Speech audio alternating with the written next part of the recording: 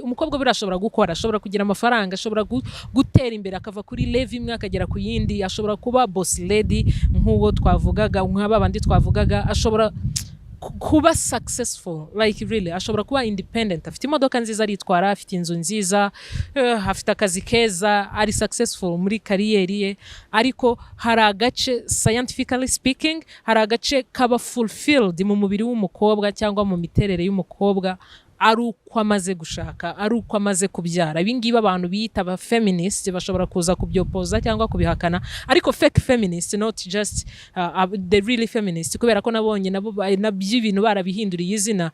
Aba feminist ni babandi hari aba feminist ngewe nta supportinga, baza bavuga ntabwo ukeneye umugabo, you can do everything, you can be a man too, nta kintu umugabo akora utakora, nta kintu umugabo yashobora utashobora, so you don't need the man, you know. So ntabwo ari icyo ngicyo, kuko in fact feminism cyangwa se aba feminist muri rusange niba abantu bagaharaniye uburenganzira bw'abakobwa, bakabayijwi ku bakobwa n'abagore badafite ijambo, babarememo icyizere, bazamure self esteem y'abakobwa. Ariko feminist and feminism nowadays byahinduye isura. So nemera ko umukobwa yes bafite uburenganzira baze banyomoze, ariko ibyo ndi kukubwira nuko icyo ndi kuvuga hangaha nuko hari agace kaba fulfilled uyu mukobwa cyangwa umugore amaze gushaka. Number 1, ndaguha fact yo kurema Adamu, ikintu cya mbere yamuhaye n'umurimo, right? Irema Eva, ikintu cya mbere yamuhaye ni marriage. So you can't tell me ko ushobora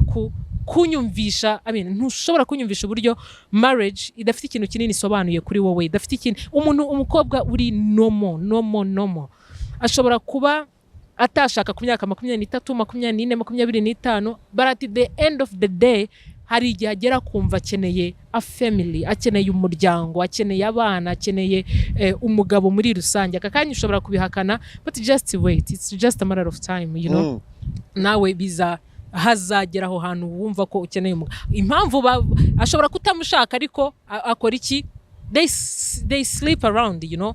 Akaba afite yatandukanye n'uyu boyfriend yagiye ku wundi, nko mu mwaka ushobora kwasimburanyije nk'abagabo 5, nta numwe uzwi, nta numwe uri official. So ushobora kubuda umuntu umbwira ngo ntabwo akeneye umugabo, mbwira ko udakeneye uwo mugabo ari uko uvuga ngo sinkeneye famille, sinkeneye umwana, sinkeneye na sex in any shape or form. Aho ngaho nibwo ndi bubyumve.